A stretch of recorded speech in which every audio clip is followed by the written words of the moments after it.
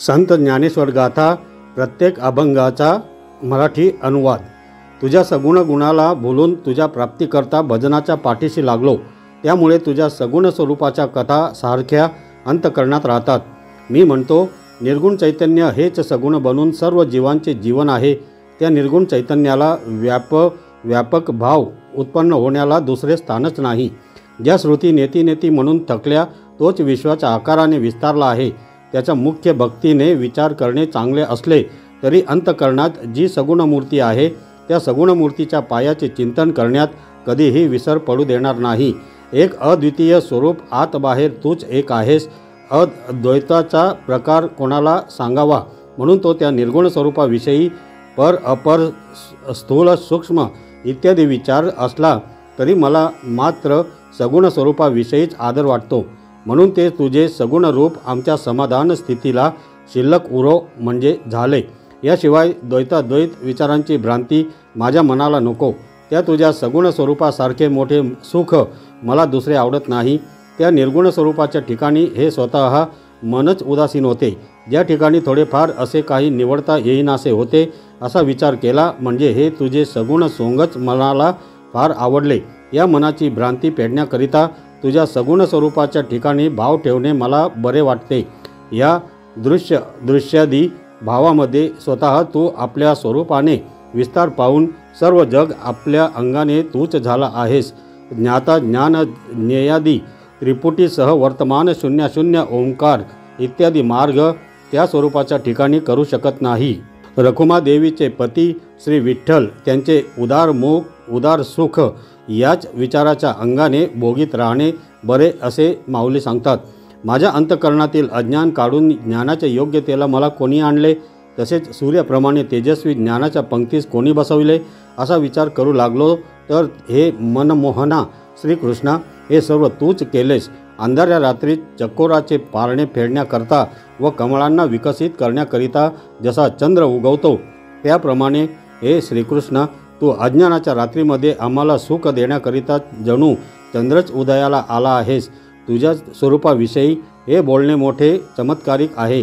आम्ही चकोरासमान आर्तभक्त आहोत व आम्हाला तृप्त करणारा तू चंद्र आहेस, म्हणून तुझ्या नामाच्या ठिकाणीच आमचे फार प्रेम आहे। सर्व जाणणाऱ्यामध्ये अत्यंत सुजाण सर्व जीवांचे जीवन आपल्या भक्तांना प्रेम देणारा असा जो प्रकृतीच्या पलीकडे असणारा आनंदाचा ठेवा असा जो तू त्या तुझ्या स्वरूपाचा विचार 4 वेद 6 शास्त्रे सर्व प्रकारे सतत विवाद करतात पण त्यांच्यात एक विचार होत नाही असे तुझे विचित्र लाघव असलेल्या हे दातारा श्री विठ्ठला, आम्ही कोणावर कसा बोल ठेवावा, पण एक आहे की आम्हा तुझ्या ठिकाणी प्रेम ठेवण्यामध्ये तसेच तुझ्या नामाचा उच्चार करण्यामध्ये व तुझी अगाध कीर्ती वर्णन करण्यामध्ये गोडी वाटते। म्हणून हा तुझा स्वरूप प्रेमतंतू माझ्या मनाला लागावा, कारण सर्वांच्या अंतरी वास करणारा असा तूच आहेस। लक्ष अलक्ष असा जो शास्त्रीय गंभीर विचार त्या विचाराला तू आकलन होत नाहीस। म्हणूनच तुझ्या ठिकाणी श्रुती नेती नेती म्हणून थांबल्या असा निर्गुण स्वरूप असलेला जो तोच तू सगुण रूपाने नटलेला आहेस असे मी पाहिले। अशी ही तुझी स्थिती कशी काय आहे हे काही समजत नाही, म्हणून हा कटाटोप करणे चांगले नाही। फक्त सगुण स्वरूपाची प्राप्ती कशी होईल असे प्रेम माझ्या अंतकरणात दे।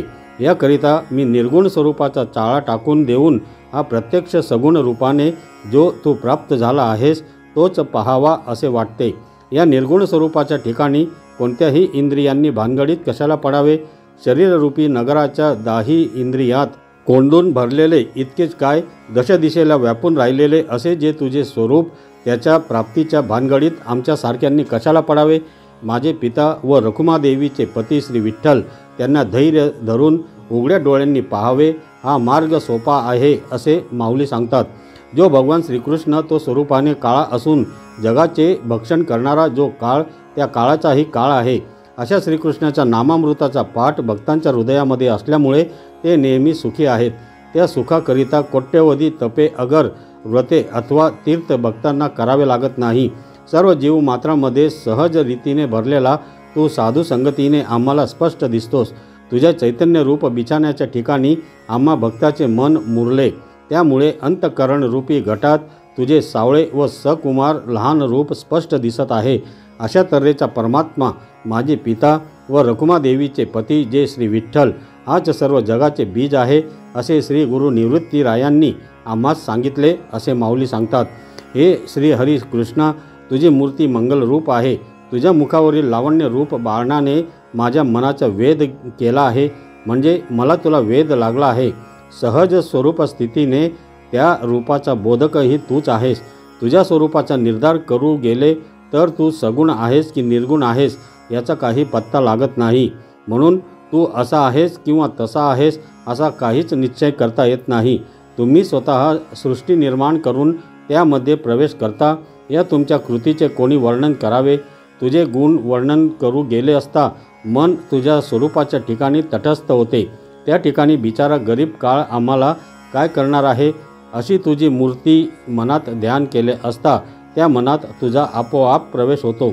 तसा प्रवेश झाला म्हणजे मन तर भगवंत रूप होतेच, पण इंद्रियांची स्थिती तशीच होते. मग त्या इंद्रियांना व मनाला तुझ्या वाचून दुसरे काही दिसत नाही, म्हणून बोलताही येत नाही. अशा ऐक्य स्थितीत मनाचा उपरम झाला असता त्या ठिकाणी भिन्न भावाने कोणास पाहत बसू? कारण तुझ्या स्वरूप सुखामध्ये मनाची दृष्टी स्थिर झालेली असते. माझे पिता व रखुमादेवीचे पती श्री विठ्ठल हे आनंद रूपाने मनात येऊन राहिल्यामुळे ओतप्रोत घनानंद मूर्तीशिवाय यत्किंचित सुद्धा करण्याला काही शिल्लक राहत नाही. हे तुझ्या स्वरूपाचे वर्णन हेच श्री हरी तुझ्या पुढे किती करू? तेव्हा तुझ्या स्वरूपाविषयी काही एक न बोलता मौन धरून राहावे हेच चांगले असे माऊली सांगतात. हे पंढरीराया, तुझी सेवा मी मनोभावाने करीन, त्याचे कारण माझे मन तुझ्या स्वरूपाच्या ठिकाणी रंगून गेले आहे. भक्तांचे नवस पूर्ण करणाऱ्या हे देवा पंढरीनाथा, तू धावत येऊन मला भेट दे. माझे पिता व रखुमादेवीचे पती श्री विठ्ठल त्यांनी माझे चित्तातील चैतन्य चोरून नेल्यामुळे आत्मस्वरूपाशी ऐक्य केले असे माऊली सांगतात. हे श्रीकृष्णा, संतांच्या मुखाने तुझे गुण व कीर्ती ऐकल्यामुळे तुझ्या भेटीविषयी माझ्या मनात एवढी उत्कंठा लागली आहे की धावत येऊन तुला केव्हा आलिंगन देईन असे मला वाटते. अशा उत्कट इच्छेमुळे माझे मन व वाणी तुझ्या स्वरूपाच्या ठिकाणी निमग्न होऊन माझ्या ठिकाणचा देहभाव नाहीसा झाला.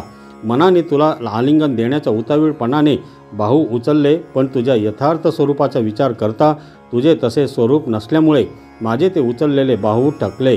डोळ्यांची टक लावून तुझ्या स्वरूपास पाहणे हेही थांबले, कारण तुझे स्वरूप डोळ्यांनी पाहण्याचा विषय नाहीच.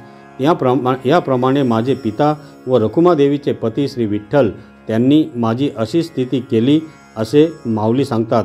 आपल्याला ब्रह्मानुभव आला तो प्रकार असा झाला की डोक्या वाचून आकाशाचा पदर पांघरला, घ्राणा वाचून फुलांचा वास घेतला. ज्या सुखाच्या ठिकाणी सुख म्हणणेपणाही नाही असे सुख मी गिळून टाकले. त्या परमात्मा तत्वाला चारी वेदांनी विषय करून न जाणता वेद शहाणे झाले याची खूण 18 पुराणांना उत्तम समजले आहे.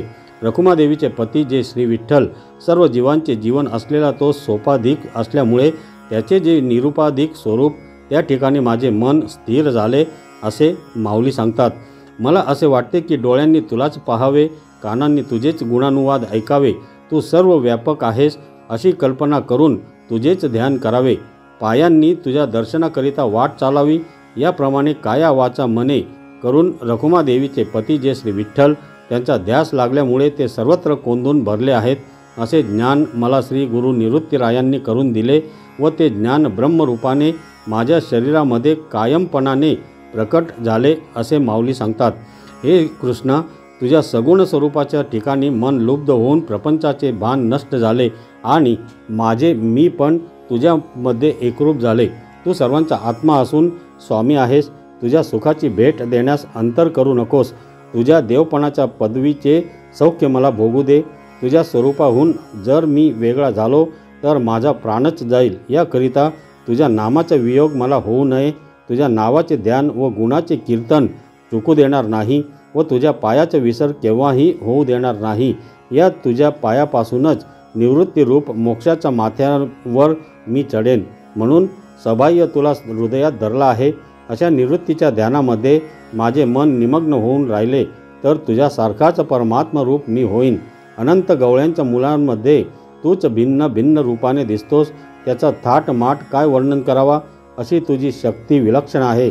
देहुडे म्हणजे 3 ठिकाणी वाकडे झालेले तुझे सुंदर रूप आहे. त्या तुझ्या सुंदर रूपाच्या ठिकाणी आठव किंवा विसर हे दोन्ही धर्म हे नाहीत. सगुण किंवा निर्गुण रूपाने तूच एक असून सर्व इंद्रियांचा चालक आहेस. तुझ्या स्वरूपाचा विचार केला तर सर्वांचा लय तुझ्या ठिकाणी आहे असा निश्चय होऊन द्वैतभाव उरत नाही. रखुमादेवीचे पती व माझे पिता श्री विठ्ठल त्यांचे यथार्थ ज्ञान झाले असता पाहणाऱ्याच्या ठिकाणचा पाहणेपणा नाहीसा होऊन केवळ सत्ता मात्र एक परमात्माच अवशेष असतो असे माऊली म्हणतात. काही एक न करणे हीच तुझी सेवा, कारण कर्तृत्वभाव पत्करणे हाच जीवपणा होय. तुझ्या स्वरूपाच्या ठिकाणी द्वैताचा अत्यंतिक भाव असल्यामुळे दुसरेपणाचा संबंधच जेथे नाही तेथे सेव्यसेवक भावाने द्वैत पत्करून कर्तव्यबुद्धीने सेवा केली तर ती तुम्हाला आवडेल कशी? ज्याला जे आवडेल ते करणे हीच त्याची सेवा. तुम्हाला द्वैतभाव नाही, तो द्वैतभाव पत्करून केली जाणारी सेवा ती सेवाच नव्हे. द्वैतभाव स्वीकारून कर्तव्यशून्य होणे हीच तुमची खरी सेवा. कारण कोणत्याही अनात्म धर्माने युक्त न होता सच्चिदानंद रूपाने असणारा तोच तू देव आहेस. ज्ञानाने जाणता येत नाही तेच तुझे खरे स्वरूप आहे. असे असता द्वैतभाव पत्करून जेवढे जाणणे तेवढे सर्व पाप आहे. म्हणूनच शब्दाच्या सहाय्याने तुझी स्तुती करणे ही खरोखर निंदा आहे. कारण शब्दाला विषय होणारा असा तू नाहीस. अशी वास्तविक स्थिती असता माझे पिता व रखुमादेवीचे पती श्री विठ्ठला ही एवढे सेव्य सेवक भावाचा अभिलाषा का धरलीस हे काही समजत नाही असे माऊली सांगतात. आकाश 5वा गुण तरी मी प्रासादी राहेन. बाप रखुमादेवीवरा अखंड तुझे अनुसंधान. उपासकाची देहत्यागानंतरही भगवत्व उपासनेविषयी किती निष्ठा असते ते या अभंगात सांगतात. स्थूल शरीराचा आकार नाशिवंत असल्यामुळे तो केव्हा तरी भूमीत जाणार. तो अशा भूमीत मी घालीन की त्यावरून भगवान श्रीहरी चालतील. त्यामुळे मी कृतकृत्य होईन. हा माझा देह जावो किंवा राहो, पांडुरंगाच्या ठिकाणी माझा अत्यंत दृढ भाव आहे. शरीरातील दुसरा गुण जो पाण्याचा भाग आहे तो मी गंगेमध्ये नेऊन मिळवीन. म्हणजे श्रीहरीला अभिषेक चालला असता त्या गंगाजळाच्या निमित्ताने श्रीहरीच्या सर्वांगावर मी खेळेन. शरीरातील जो तेजोरूप भाग तो मी श्रीहरीच्या पुढे लावलेल्या निरांजनांमध्ये नेऊन मिळवेन. किंवा श्रीहरीच्या अंगणात ज्या दीपमाळा लावल्या जातील त्यामध्येही माझ्या शरीरातील तेजोभाग नेऊन मिळवीन. शरीरातील चौथा गुण जो वायू तो श्रीहरीच्या अंगावर पंख्याने घातला जाणारा जो वारा त्या वाऱ्यामध्ये नेऊन मिळवीन व त्यामध्ये श्रीहरीच्या 8ही अंगांना शीतलता देऊन श्रीहरीला संतोषित करीन. असा हा माझा दृढ निश्चय आहे. त्याप्रमाणे माझ्या शरीरातील 5वा जो आकाश गुण तो श्रीहरीच्या मंदिरात आकाश होऊन राहीन. माझे पिता व रखुमादेवीचे पती श्री विठ्ठल यांचे अखंड अनुसंधान लागावे अशी माझी उत्कट इच्छा आहे असे माऊली सांगतात. हे भगवता, भक्तांचे रक्षण करणे हे तुझे ब्रीद आहे. राजध्वज म्हणजे एक लहानसे फडकेच असते, पण त्याच्यावर राजाचे चिन्ह असल्यामुळे राजास त्या फडक्याचे परिश्रम करून रक्षण करण्याकरिता किती कष्ट करावे लागतात. त्यामागे माझा अधिकार पाहिला तर मी अगदी पवित्र आहे खरा, पण तुझा दास असल्याचे चिन्ह मी आपल्यावर धारण केले आहे. राजाने एखाद्यास इनामपत्र दिले तर त्या कागदाची किंमत ती काय, पण आपल्या ऐश्वर्याने राजा ते इनामपत्र चालवतो. त्याप्रमाणे वर देणारे माझे पिता व रखुमादेवीचे पती जे श्री विठ्ठल ते आपल्या ब्रीदाला जागून माझ्यासारख्या गरीब भक्तांचा सांभाळ करतात असे माऊली सांगतात. परमात्मा स्वरूप पाहिले आणि मी कृतकृत्य झालो. त्या योगाने पूर्वीचा संसार सत्य आहे अशी दृष्टी नाहीशी झाली. आता मी उचललेल्या बाहूने माझे शरीर अर्पण करीन. शरीर माझे नाही असे ठरल्याबरोबर त्या शरीरावरील माया म्हणजे मोह आपोआप गेलाच. हे देवादिदेवा श्री गुरुराया, त्या आनंदाने डोळ्यात अश्रुपात व कंठात स्कुंदन येते. हे श्री गुरु निवृत्तीराया, तुम्हाला जीवाभावाने ओवाळले आणि मस्तक तुमच्या पायावर ठेविले असे श्री निवृत्तीदास माऊली ज्ञानदेव सांगतात. तुझ्या स्वरूपाच्या आश्रयावर ही संसाराची फळी म्हणजे द्वैताचा बाजार मांडला आहे. त्या गर्दीत तू माझ्याजवळ असले पाहिजे. अशा संसाररूपी बाजाराच्या युद्धात ढकलून देऊन माझ्याविषयी तुला दया येत नाही. धैर्य धरून ह्या संसाररूपी रणभूमीवर मी आलो आणि संसार म्हणजे काय ते पाहू लागलो. तो संसार दिसेनासा झाला. बहिर्मुख वृत्तीला परत फिरवून परमात्म स्वरूप पाहू गेले असता पाहणेही थांबते व जन्ममरणही नाहीसे होते. याचेच नाव परमात्म्याची भेट होय असे माऊली ज्ञानदेव सांगतात. हे श्रीहरी, जर सर्व जीव तुम्हीच झाला आहात तर नरकादी दुःखे कोण भोगतो? हे श्रीहरी, जीवरूप बनलेले तुमचे स्वरूप जर अविनाशी आहे तर जीवाला तुमचे प्राप्तीकरता एवढे साधनाचे कष्ट का? हे परब्रह्म सावळे श्रीकृष्ण, तू सर्वाच्या अंतरात राहून जगतत्रय व्यापला आहेस. म्हणून तुमच्या रूपाने मी तुमचा अंश म्हणजे पुत्र झालो. असे असता माझे जीवित पराधीन का केले?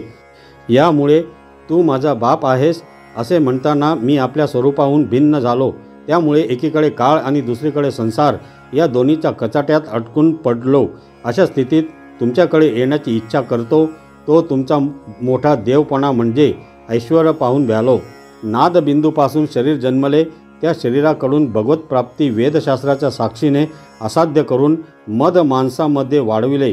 कमनी प्राप्त झालेले शरीर कष्ट सोसून सत्य सुकृत करण्याकरिता उत्पन्न केले हे खरे, पण दैन्य दारिद्र्य त्यांचे कडून का भोगविले? या कारणाने तुमच्या बापपणाला व माझ्या पुत्रपणालाही थोडा दोष लागला नाही काय? आयुष्याची 100 वर्षाची निश्चित गणना करून हा 100 वर्ष जगणारा मनुष्य देह आहे असे नाव ठेवले. असे असूनही त्या आयुष्यात अर्धरात्र आणि अर्ध दिवस अशी वाटणी का केली व शुद्ध सत्वरूपी जीवाचा नाश का केलास? दुसरे असे की आपल्यासारख्या समर्थाचे बालक यत्किंचित दीन देहाने गांजून टाकावे. मग तुमचे थोरपण कुणीकडे गेले? आम्हाला देहामध्ये बांधून कष्ट भोगवितोस आणि आमचा मायबाप तू म्हणवितोस. आमच्याच काय तर सगळ्या जगाला प्रसवून त्या सर्व जगाचा आधार आपणच आहोत असे सांगतोस.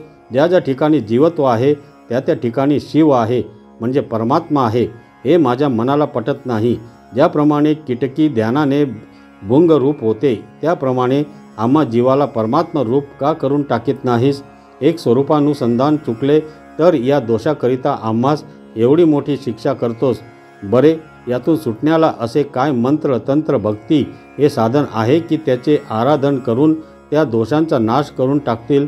तुझ्या स्वरूपाचा विचार केला तर काय तुझे अविनाश स्वरूप?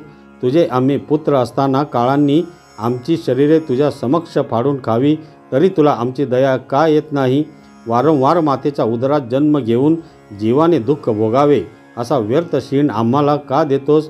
वास्तविक विचार केला तर दर्पणात आपुले रूप पाहता ते एकच दिसते. त्याचे सारखे तेथे दुसरे कोणी नाही. म्हणजे दुसरे दिसले तरी त्याला स्वतंत्र सत्ता नाही. सूर्य उगवला म्हणजे त्याची किरणे प्रकाशतात आणि अस्त झाला म्हणजे ती दिसत नाहीत. त्याप्रमाणे गुरुशिष्याच्या संवादापासून सोहमबोधाच्या अभ्यासाने जीव ब्रह्मज्ञ होते अशी स्थिती आहे. याहून काय निराळी तुला ठाऊक असेल ते तू कर. वारंवार मी किती सांगावे? यमाच्या तडाख्यात काही उरत नाही.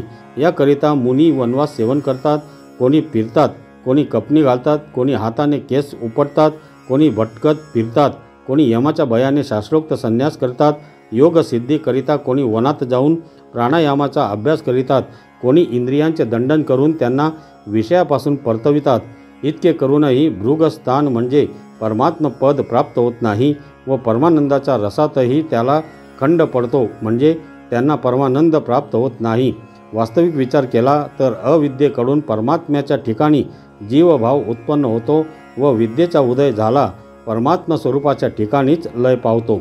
जसा जळावर उत्पन्न झालेला तरंग जलाच्याच ठिकाणी लय पावतो त्याप्रमाणे हे नारायणा तुझ्या स्वरूपामध्ये तरंगाप्रमाणे आम्ही असून मध्ये हा प्रपंचाचा विस्तार का वाढविलास? म्हणजे तू देव आम्ही मनुष्य असा भेद का विस्तारिलास? मला तर असे वाटते की हे सर्व खोटे आहे. यातील खरा प्रकार काय आहे ते सांग पाहू. मीठ पाण्यात किंवा पाणी मिठात पडून ऐक्य झाल्यानंतर त्याचे वेगळे गुण उरत नाहीत. लोखंडाला परीस लागल्याबरोबर त्याचे सुवर्ण होते. माझे पिता व रखुमादेवीचे पती श्री विठ्ठला, आजपासून मला पुन्हा गर्भवासात घालू नका व मीही गर्भवास घेणार नाही अशी तुझी शपथ वाहून सांगतो असे माऊली सांगतात. अरे जीवा, एक क्षणिक विशेष सुख पाहून ते प्राप्त करून घेण्याकरिता तू विनाकारण हाव धरून खटपट करीत आहेस आणि त्या संसार सुखाचा विचार केला तर ते क्षणामध्ये नाहीसे होतात. नित्य आत्मसुख कधीही जात नाही. पण मायेचा असा विलक्षण स्वभाव आहे की जे सुख नित्य आहे ते तू पाहतच नाहीस आणि जे मुळीच नाही असे संसार सुख घेण्याकरिता पाहतोस. अरे, काही एक फल नसता विषय सुखाच्या प्राप्तीकरता तू आपली थोर विटंबना मात्र करून घेतलीस. या जीवाचे कष्ट वर्णन करताना अंगावर शहारे येऊन ज्ञानेश्वर महाराज म्हणतात, शिव शिव जीव फुकट भ्रमात पडले. या लटक्या संसार सुखाने यांना फार कष्टी केले आहे.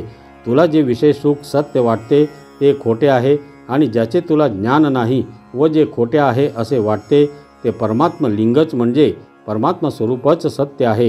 ही खूण तू पक्की लक्षात ठेव. आपल्या प्रतिष्ठेने जे आपणाला श्रेष्ठ समजतात त्या श्रेष्ठ समजण्यातच त्यांचा खरोखर नाश आहे. मनाचा एक मनरूपी तुकडा फाडून एक बाहुला केला, त्याला किती व दिवस खेळवीत बसावयाचे म्हणजे त्या मनाच्या मागे किती दिवस फिरत बसावे. आपल्या युक्ती चातुर्याने त्या परमात्म पदाला शोधू गेले असता पत्ता न लागता त्याच्या पोटात जीव लपले जातात. म्हणजे केवळ आपल्या युक्तीने त्या पदाची प्राप्ती होत नाही. श्रुती प्रतिपादित अभिप्रायाचे सहाय्य टाकून ते स्वबुद्धीने आत्मतत्वाच्या ठिकाणी कसे समाधान पावतील. वैषयिक सुखोपभोगात जीव आत्मानंदच भोगीत असतो, पण मी आत्मानंद भोगीत आहे हे त्यास माहीत नसल्यामुळे तो विषयाचा आनंद आहे असे समजतो. जुनी हाडे चघळीत असता आपल्या तोंडातील लाळेची गोडी घेऊन ती गोडी हाडात आहे असे ज्याप्रमाणे कुत्रे समजतात, त्याप्रमाणे अज्ञानी जीव स्वात्मसुख भोगीत असता सुखशून्य असलेल्या निरनिराळ्या विषयामध्ये सुख आहे असे समजतात व तेच विषयाचे कोड पुरवीत असतात. अरे, फक्त स्त्री पुरुषांच्या हातापायांचा एक मेळ म्हणजे ऐक्य झाले असता त्यापासून उत्पन्न होणाऱ्याला देह असे म्हणतात आणि त्यावर आपलेपणाची असलेली प्रतीती जगात दाखवितात. ही गोष्ट अत्यंत किळस आणणारी आहे. असे पहा की जीव आपल्या कर्मांनी उत्पन्न होतो. आईबाप ही त्याला कुंभाराप्रमाणे निमित्त कारण आहेत, म्हणून त्यांना आईबाप हे नाव फुकट आहे. भ्रमाने त्यांच्या मांडीवर बसण्याचा प्रयत्न करावा तर आपली जी खोटी सावली तिच्या आश्रयावर का बसू नये. तसेच आईबापांनी त्यांची प्रजा म्हणून त्यांनी आपणास पोसिले. पुढे आपण आपले स्त्रिया बाळांचे रक्षण केले, त्याचप्रमाणे शरीर इंद्रियांचेही कोड केले. तरी हे सर्व काळाचे खेळणे आहे अशी जगात सगळ्याचा अभिप्राय आहे. आता स्वामी कोणाला म्हणावे. मृगजळ जरी धावत जात आहे असे दिसले तरी त्यांची धाव मृगजळातच जाऊन भरणार. ती मृगजळाची धाव बघून पाणी पिण्याकरिता धावणे म्हणजे श्रम करून घेणे होय. याप्रमाणे जगाची रीत पाहून तू कदाचित फसशील. आता या स्वस्वरूपी प्रपंचाच्या बाबी तुला किती सांगाव्या. या प्रपंचात एक खरा स्वामी तू आहेस. जगाची उत्पत्ती व नाश आहे असा तुझा बोध झाला म्हणजे आम्हास फार संतोष आहे. या तुझ्या बोधाने कोट्यवधी जन्ममरणरूपी स्वप्ने प्राप्त करून देणारे संचित तुझ्या बोधाने शिल्लक कसे राहील. माऊली ज्ञानदेव म्हणतात, मला असे कर. विष्णू या शब्दाचा अर्थ व्यापनशील असा आहे, म्हणून सगळे जग विष्णू आहे. विष्णुमय जग वैष्णवांचा धर्म या अभिप्रायाने माऊली म्हणतात, हे भगवान तू विष्णू आहे. सर्व जग तुझ्यापासून उत्पन्न झाले आहे. जगातील सर्व जीव मात्र माझे बंधू आहेत. याकरिता एका गोत्रात असणे हे आमचे केव्हाही स्वाभाविकच आहे.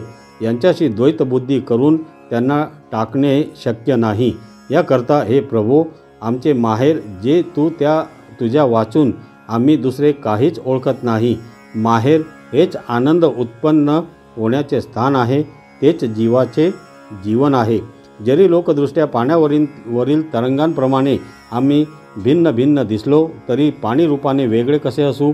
अशा बोधाने पुन्हा मातेच्या उदरात, घरात, दारात, दृश्य दृष्ट्या या भेदस्थितीपासून मी वेगळा झालो. अनंत जन्माच्या पुण्य संस्काराने असा निश्चय करून मी तुझ्या पोटी आलो. या बोधाने मी अंगाने ब्रह्मरूप झालो ते फक्त तुला ठाऊक आहे. परंतु बाकीच्या जीवाकडे पाहिले तर त्यांना तू अविद्येच्या वैषयिक सुखाखालीच दडपून टाकले आहेस. मला मात्र तसे केले नाहीस. उलट आपल्या आपुठे म्हणजे अखंड प्रेमपानाने वाढविलेस. तेव्हाच मी अशा स्थितीला आलो आणि ज्या प्रेमभक्तीने अशा स्थितीला आलो त्या प्रेमभक्ती माऊलीचा मी उदर न भेदी म्हणजे तिचा नाश करीत नाही. पक्षी आपण जे अन्न संपादन करतो ते आपल्या पिलांना वाटीत नाही काय. पुढे त्या पक्षाला डोळे येऊन पंख फुटले म्हणजे स्वाभाविकच ते स्वतंत्र होतात. अशा तुझ्या या कृपेच्या प्रवाहात मला लाभ झाला आहे. म्हणूनच तुझ्या पोटी म्हणजे तुझ्या स्वरूपात मी सामावलो आहे. याप्रमाणे तुझ्या स्वरूपाशी माझे ऐक्य झाले खरे, तरी पण शरीरपातापर्यंत व्यवहारात मी बाळ, तरुण, वृद्ध अशा नावाने ओळखला जाईन. परंतु ऐक्यपणाचा बोध असल्यामुळे त्या व्यवहाराचे सुद्धा कौतुकच वाटते. लोकदृष्ट्या जागृती असली तरी विचारदृष्ट्या ते स्वप्नच आहे, आणि स्वप्न म्हटले तरी स्वप्नात जो ज्ञानाचा व्यवहार असतो ते ज्ञान म्हणजे जागृती. म्हणजे स्वप्नात ज्या पदार्थाचा व्यवहार होतो ते पदार्थ व तो व्यवहार मिथ्या असला तरी त्यांचे ज्ञान म्हणून जे असते ते सत्यच असते. अशा बोधाने मातृपुत्र भाव किंवा माझा तुझा असा द्वैतभाव मी जाणत नाही. एवढेच काय, तर मी आत्मस्वरूप आहे असे म्हणताना तुला अद्वैत स्थितीत लाज वाटते. नमस्कार असो तुझ्या मायेला. असे ती स्वरूपाने वांज असता ती तुलाच व्याली. तसेच जगत, आयुष्य, वित्त, जन्म, ऐश्वर हे सर्व जगातील जीवाच्या कपाळी लिहून ठेवले आहे. परंतु जड मूर्ख जो मी त्या माझ्या कपाळीचे ते पुसून टाकल्यामुळे मी त्याच्यापासून वेगळा आहे. मुळापासूनच अशी स्थिती आहे व या स्थितीमुळे काळाच्या दृष्टीभयाने नामरूपाला येण्याची सोय टाकून देऊन सर्व रूप जो तू त्या तुझ्या रूपाप्रमाणे होऊन या प्रपंचापासून दृष्टी उतरली. असे आपले रूप, ऐश्वर आपण पाहत असता त्याविषयी जीवांचा निश्चय होत नाही. त्यांना शंका येते. मग त्या आत्मसुखाचा उपभोग घेण्याचा प्रकार जीवाला कसा समजावा? माझे पिता व रखुमादेवीचे पती श्री विठ्ठला चराचर जगतामध्ये स्वगत, सहजातीय, विजातीय, भेदशून्य असा तुम्ही एक आहात असे माऊली सांगतात. पहाटेच्या वेळी डवरी लोक हातात डौर नावाचे वाद्य घेऊन मुखाने उपदेशाचे शब्द म्हणत येतात. या दृष्टांताप्रमाणे साधू संत, महानुभाव, विरक्त, पंडित, पाठक, ज्ञानी वगैरे मंडळी ज्या सभेत बसले आहेत अशा सभेत येऊन डवरी सर्व मंडळींना विनंती करून म्हणतो, महाराज, दिवसाच्या या पहिल्या प्रहरात म्हणजे पहाटे मी अशी एक गोष्ट सांगतो की ज्या योगाने तुम्हाला संतोष होईल. ती तुम्ही सर्वजण निवांतपणे ऐका. जगातील लोक निरनिराळ्या नादात गुंग आहेत. त्यापैकी 5 मुख्य नाद आहेत. ते याप्रमाणे: पहिला म्हणजे चटपट, दुसरा म्हणजे खटपट, तिसरा म्हणजे लटपट, चौथा म्हणजे फटपट व 5वा म्हणजे तळमळ. या नादाचे स्पष्टीकरण पुढील चरणातून करताना चटपट या नादाने वैराग्य नसलेल्या माणसाने संन्यास घेतल्यास होणाऱ्या स्थितीचे वर्णन केले आहे. एखाद्याने ईश्वर प्राप्तीकरिता संन्यास घेतला, शिखा व यज्ञोपवीत टाकून विरजा होम करून संन्यासी झाला, पण संन्यासाला आवश्यक ती अंतःकरण शुद्धी झाली नाही आणि हा पूर्वीप्रमाणेच आहे. निष्कारण शिखा सूत्राची तोडातोडी मात्र केली. विषय वासनांचा त्याग करावयास पाहिजे होता तो तर केला नाही व विषय वासना तर परमेश्वर प्राप्तीतील मोठी अडचण होय. जीवा व शिष्ण यांच्या भोग्य पदार्थाचा लोभ तर कायमच आहे. मग संन्यास कशाला केला? केवळ आपल्या शरीराची ही विटंबना केलीस. अंतःकरणात विषय प्राप्त न झाल्याची चटपट आहे ती आहेच. आता दुसरा नाद खटपट आहे. याने केवळ शास्त्रीय शब्द ज्ञानाची स्थिती कशी असते याचे वर्णन करतात. ज्यांनी शास्त्रांचा अभ्यास करून अयम घटः, अयम पटः वगैरे पुष्कळ खटपट केली व त्या योगाने पैसा मिळवून दारिद्र्यही दूर करून कुत्र्यासारखा स्वैर धावतो. वादात तर्कशुद्ध बोलून प्रतिपक्ष मत खंडनास नेहमी तयार आहे, पण अंतःकरणातील विषयाची आवड मात्र कायम आहे. मग त्या शास्त्र शिकण्याचा काय उपयोग?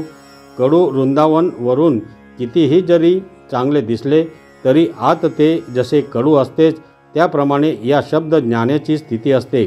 डौरकाराचा तिसरा नाद लटपट असा आहे.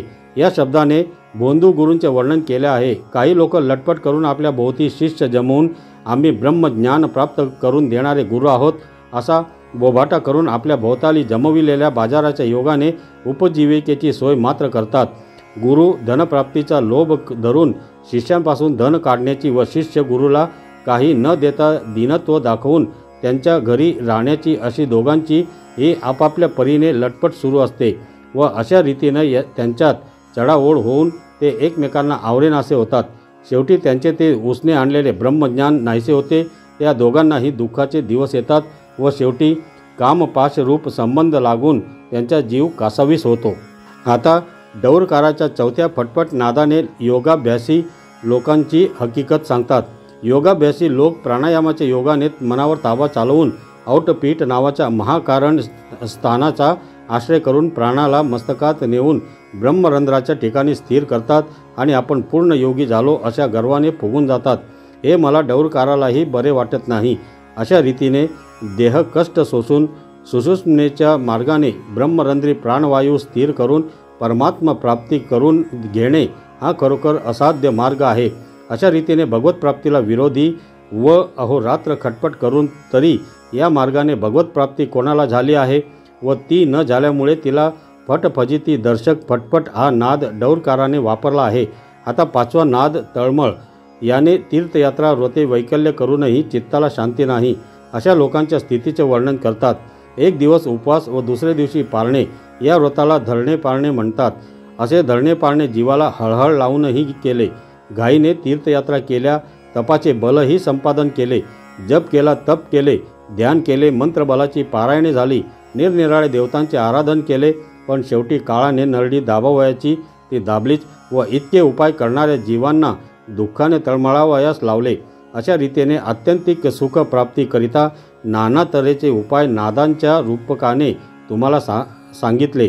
त्याचा नीट विचार करून मनात धरा व तोंडाने हरिनामाचा उच्चार करा असे निवृत्तीनाथांचे शिष्य माऊली ज्ञानदेव सांगतात। तर मंडळी, पुढील अभंगांच्या मराठी अनुवादासाठी पुढील व्हिडिओ नक्की ऐका। धन्यवाद।